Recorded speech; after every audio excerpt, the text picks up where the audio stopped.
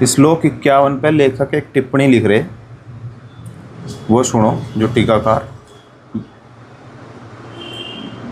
गर्भ को फाड़ के निकलने वाले को उद्भिज कहा गया, और गन्ने के बारे में हमने बात करी थी। अब यहाँ ये टिप्पणी श्लोक 51 पर लिख रहे गुच्छ और गुलमरी कि यहाँ यह उल्लेखनीय है कि पुराणकारों ने लता, वल्ली, प्रतान आदि को जड़ मानते हुए चेतन सृष्टि के अंतर्गत परिगणित नहीं किया।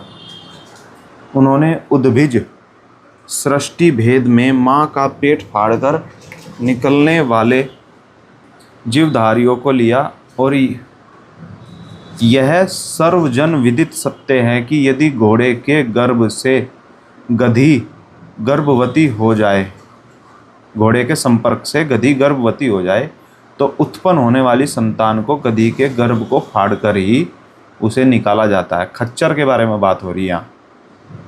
हालांकि मुझे पता नहीं कि ऐसा होता होगा, लेकिन हाँ ये कहा जा कि खच्चर में एक अलग ताकत हो, घोड़े से और गधे दोनों से ज़्यादा हो। खच्चर जितना काम कर देगा वो ना घोड़ा कर सकता, ना ही गधा कर सकता, क्योंकि उसमें दोनों के गुण हो गए, संकर गुण होते हैं उसमें। यही जीवधारी टट्टू कहलाता है।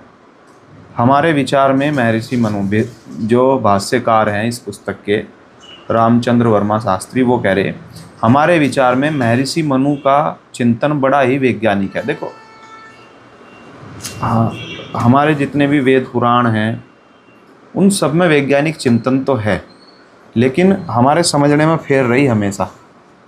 जो लोग हमें पिछड़ा हुआ या ये कहते हैं कि हम तो अंधभक्त हैं या नहीं, हमने हर वैज्ञानिक चीज़ को जिसकी हमें रक्षा करनी थी या जिसे हमें बताना था वो हमने धर्म से जोड़ कर बता दिया, ताकि आदमी विश्वास भी जल्दी कर ले।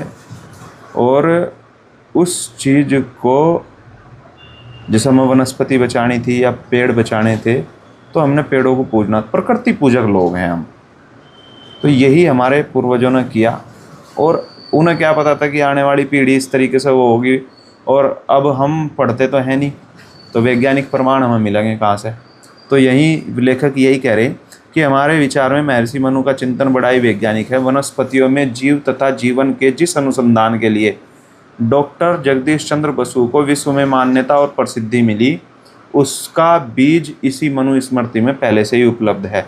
ये जो 3-4 श्लोक आए अभी, इनके बारे में लेखक ने अपनी टिप्पणी की है पूरी।